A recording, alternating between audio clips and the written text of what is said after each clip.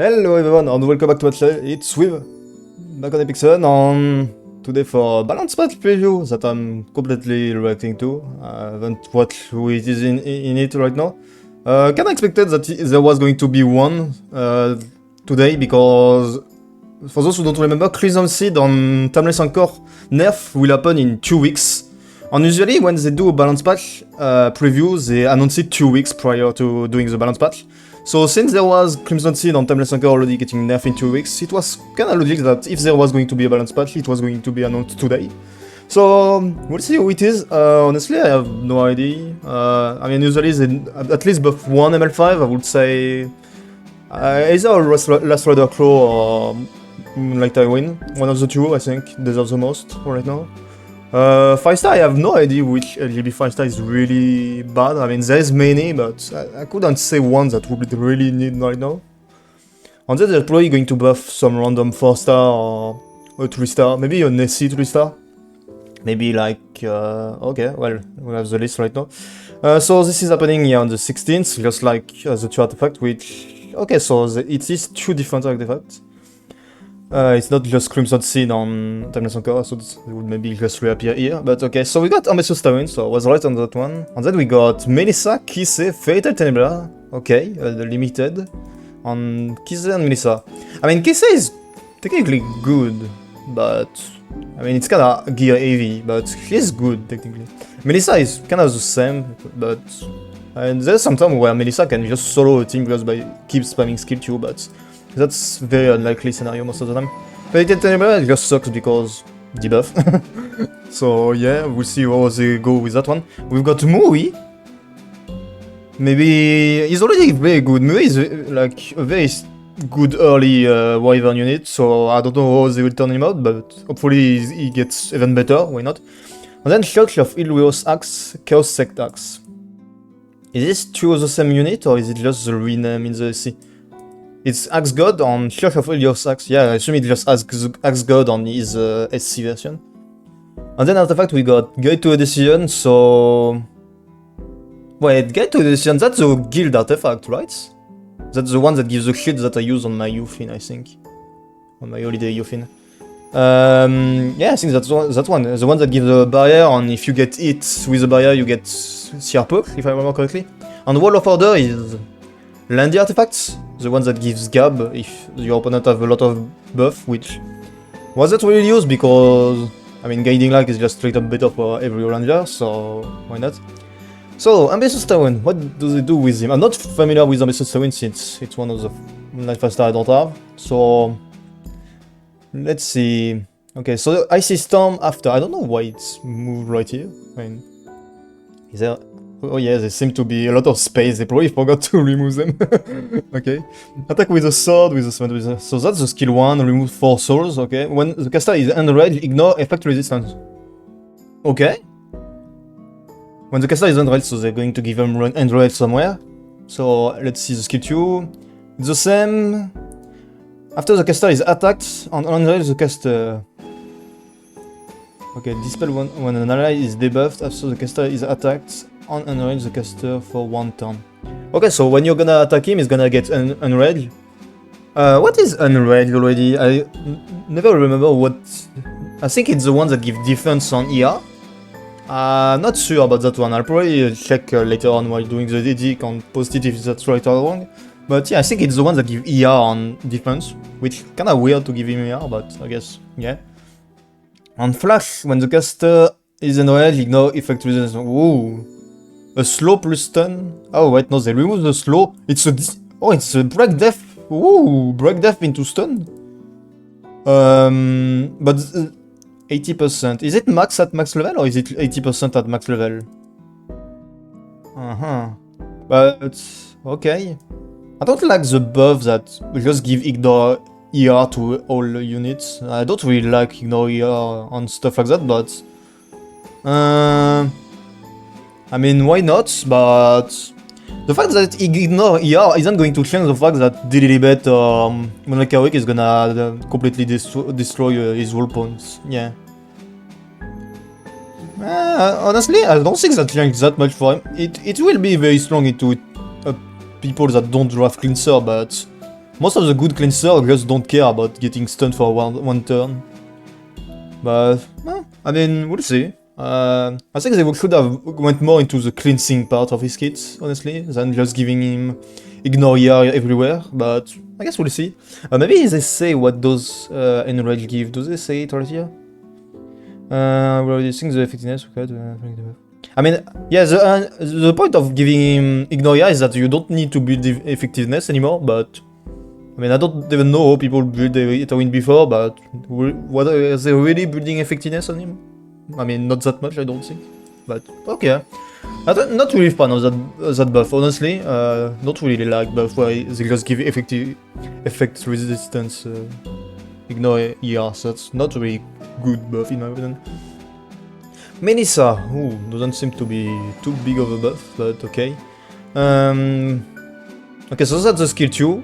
Damage dealt increase proportional to the caster lost health. Okay, that's nice because when you do this skill, you're often at 1 HP, except on first turn.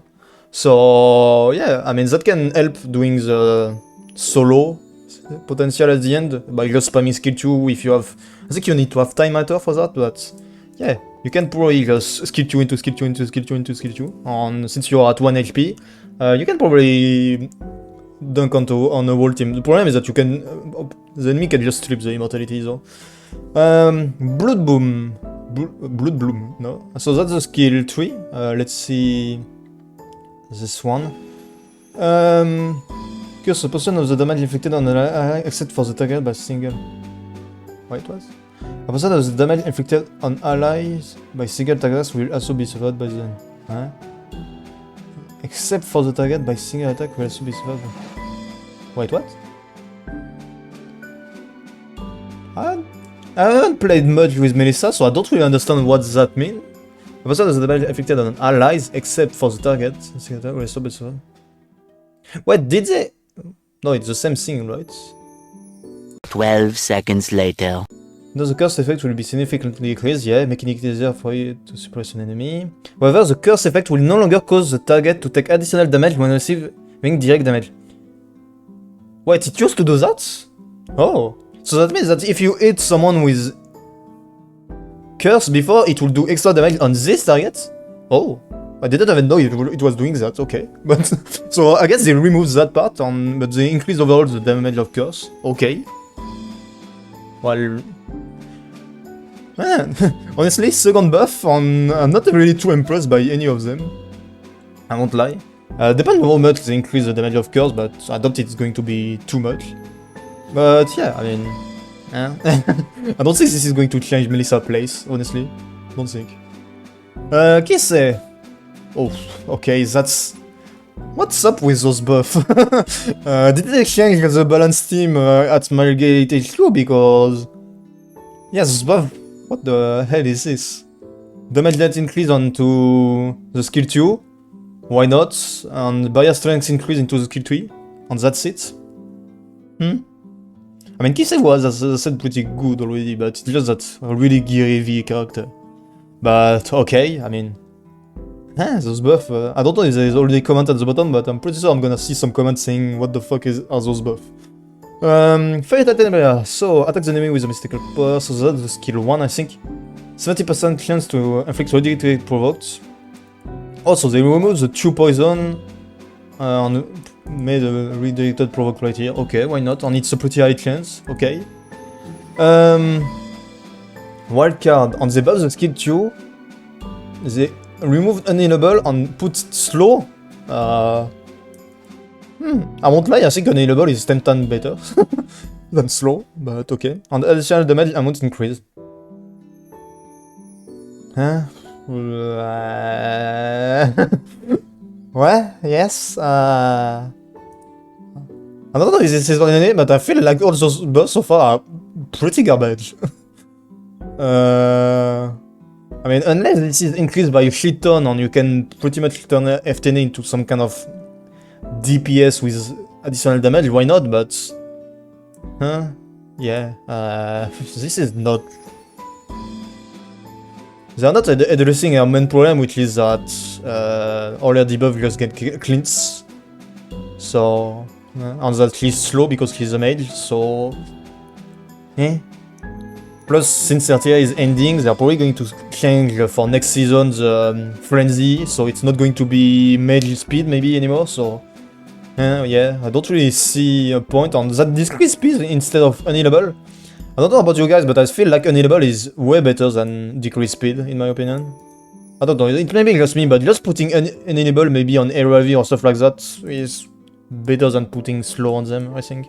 But, okay, not too crazy. We're already at... Yeah, yeah, by the way, there is no 4-star. What's up with this balance patch? Yeah. Attack with a whip, with a... Wait, Mui. Did I... Oh, Mui is a 5-star. I don't know why I thought it was Mui the 3-star. Yeah, it's... I mean, I don't know, for me it's pronounced the same. But yeah, okay, no, it's Mui the 5-star. Oh, okay, so we got one more 5-star, okay. Maybe something good for her? What's Mui? Is she a warrior? I think she's a warrior, not a ranger, or something like that. Don't remember, I don't use her too. Attack with a whip with a 75% chance to inflict a random debuff. Soulburn was increasing the chance on random debuff for 2 turn.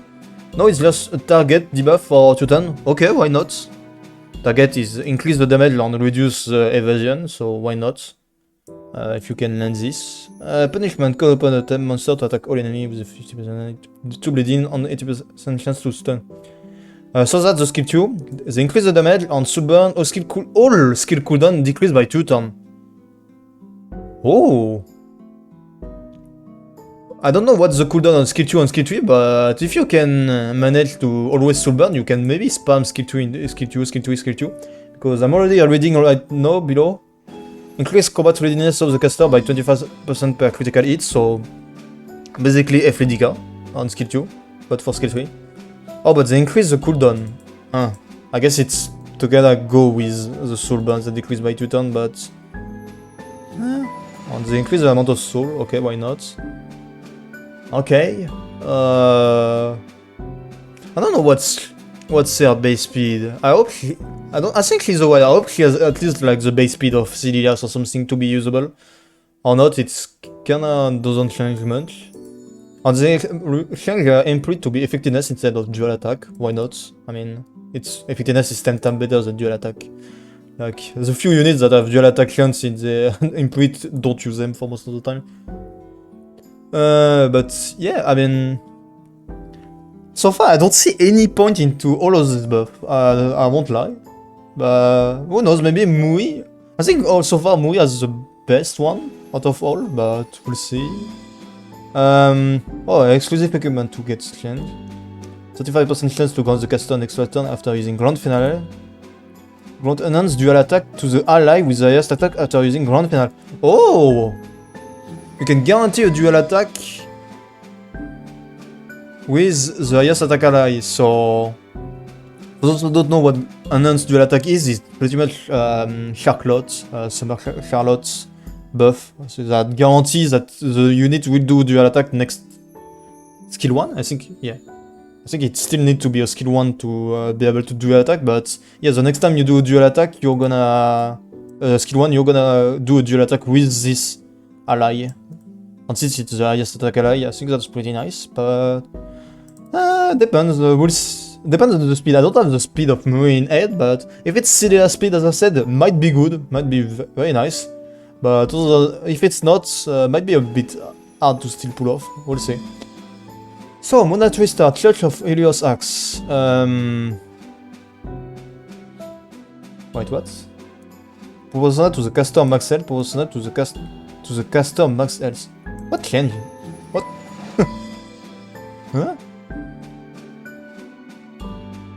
Wait, what? did they just add the line to make us feel like there is more stuff, or what is this? Okay. 60% chance to provoke for 1 turn. But they remove 1 soul, okay. It's a goddamn 3-star. Stop nerfing 3-star like that. That's useless. That's pointless. Attack soul enemy with a clock. Okay, wait, no, that's exactly the same thing. Okay, so he's got a provoke on his skill 2. And then... Okay, but they buff his skill 3 to do more soul, but I guess it doesn't matter. Oh! A crit rate imprint on AxeGod. Okay, pretty nice. Pretty nice. So that's the normal version, or is it the SC version? I think that's okay. No, that's the SC version. I think. Yeah, that's the specialty clan version. Okay, so they didn't change the kit. Now let's see the rune. Hopefully they turn back his rune to being a good DPS. The whole point of AxeGod is to be pretty much a dark LQC that's effective against light units. But honestly, I've tested him on his dog shit against light unit. His damage are very awful. So we'll see. After being attacked by a light elemental target, has a 100% chance to increase effectiveness of the caster for 1 turn, can only be activated once per turn. Okay, that's... I don't like that. I mean, effectiveness, why not, but... The whole point of his kit was to kill light unit, not to debuff them. No, hopefully they don't turn him fully into a debuffer, that would sucks. After using attack clan has a 50% chance to extend the duration of a unit. Increase damage dead by attack clan by 10%. So the skill 2, okay. After being attack, increase attack of the caster by 6% if it's installed 5 times, okay. When an ally is attacked by a light elemental enemy, has a 50% chance to counter attack with skill 2. Oh! Oh, okay. So they didn't buff him in the way to make him like a one-shot unit for lights, but okay, it's 50%, it's very low, but I mean, when we see how much 15% procs whenever we learn debuff, that doesn't seem that low, especially when it's every time your ally is attacked, but it's by light unit, so I mean, there's a good amount of light unit in this meta, but is it really that useful? I mean, it's gonna be very situational when... Like, if you see your opponent starting picking like 3 or 4 light units, well, yes, maybe, but...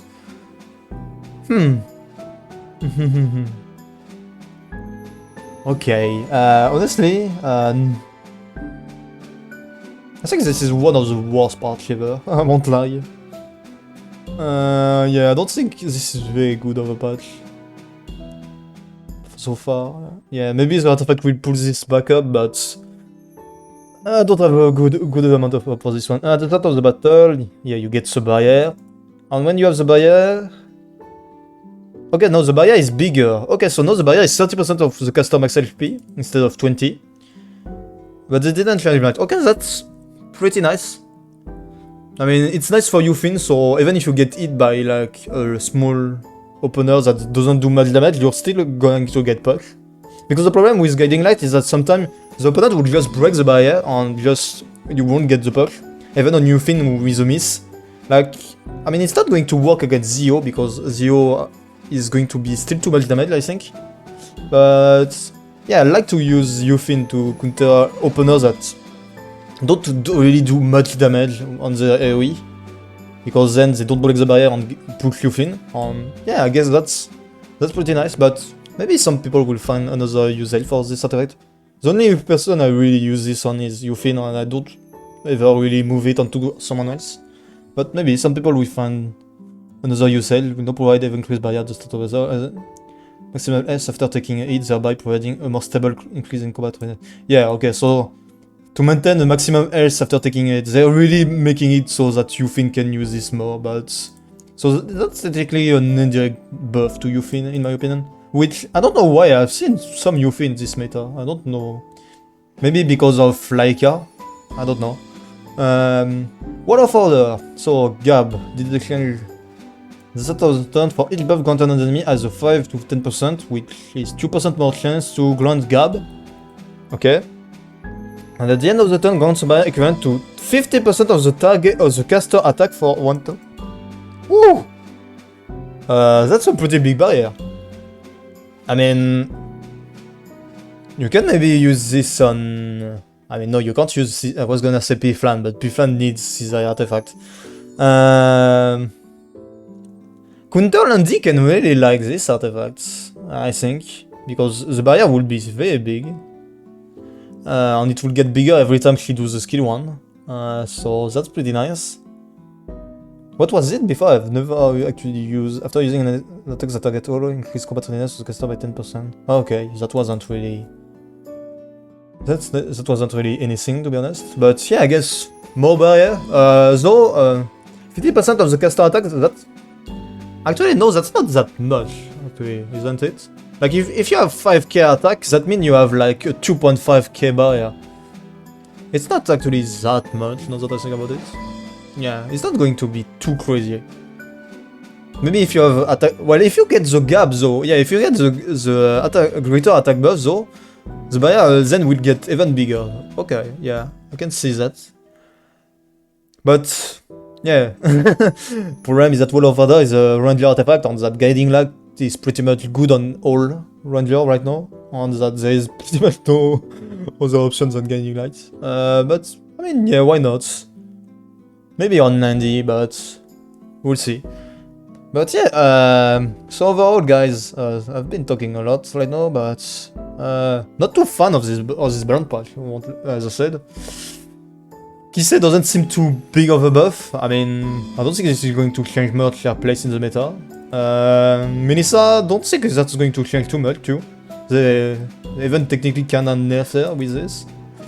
AxeGod, I think AxeGod is going to be good. It's just that I don't like buff where they just adds ignore effect resistance on a unit and say, okay, go. The decreased defense is nice on stun decreased defense, why not? Problem is that I don't think this could fit in. I won't lie, this could fit in some kind of like turn 2 cleave. But I haven't really seen much turn 2 cleave in Epic 7. I don't think it's maybe one day, but because you need to get it to get enrage, so you need to like be turn 2 to do this. So you need to let your opponent move first, or at least one of your one of your enemy unit to move, and then do this. I don't know, but since you don't need effectiveness anymore, maybe people are gonna build him with more speed than he used to do. We'll see. I mean, yeah, I don't really like it just adding effect resistance onto anything. Fate Attendant, I don't like her buff. I don't like it at all. Unless the additional damage is a lot. I don't think this is good at all. Because Edward, because Moonlight Reed, because of the Lilibet, because of Destina, because of many things that just don't care about her. And that all those things I mentioned are very meta. Even if Destina fell off a bit because of Witch is there, she's still there, and the three other I mentioned are very good. Mui maybe has potential if I'm probably just going to put Mui stats somewhere. If he has good base speed, nice. If he doesn't, but yeah, AxeGod buff is weird, but okay. I mean, the crit rate into his input is nice, and this can maybe make you win a battle or once or twice, but yeah, I don't think he's too crazy right now. But yeah, I guess that's it for the discovery of the balance patch. Let me know what you think about it. Well, maybe we can. Is there already some comments? Arunka buff, ilinav, freaking Melissa for the first time. Yeah, true. That's like a. Melissa has been buffed many times. It's kind of like Ravi, but Ravi actually managed to be good. Melissa, I don't know. This is hot garbage. Why Melissa when you yeah. Yeah, okay, yeah, okay, so I'm not the only one that thinks that this is a very bad balance patch. But yeah, let me know what's your opinion about this in the comment if you want.